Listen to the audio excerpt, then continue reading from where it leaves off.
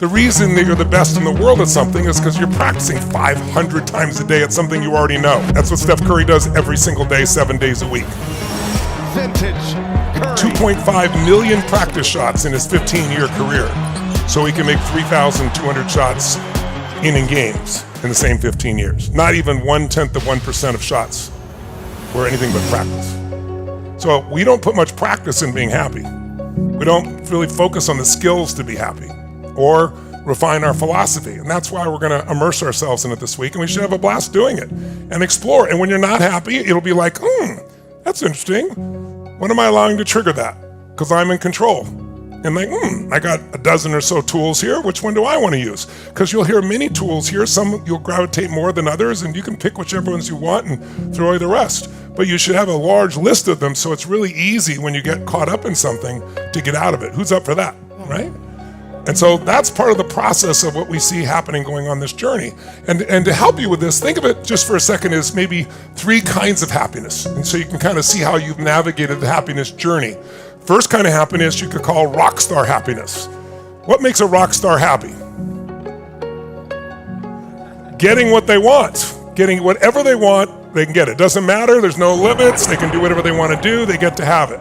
So rock star over here on the right is just like pleasure.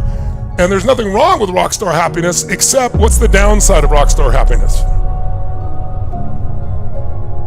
What if you don't achieve it? Or what if it takes longer than you think it should? Or what if it doesn't last, which it doesn't, right? So think of it as like pleasure is in the body, happiness is in the mind, joy is in the spirit, right? Different places even within you. Right?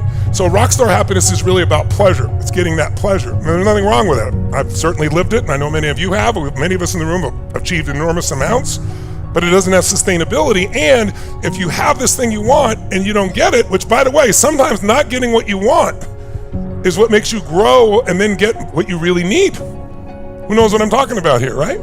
So it's like, if this is our only way of getting happiness, we got some real challenges. Now, a powerful additional way on the left is passion or flow.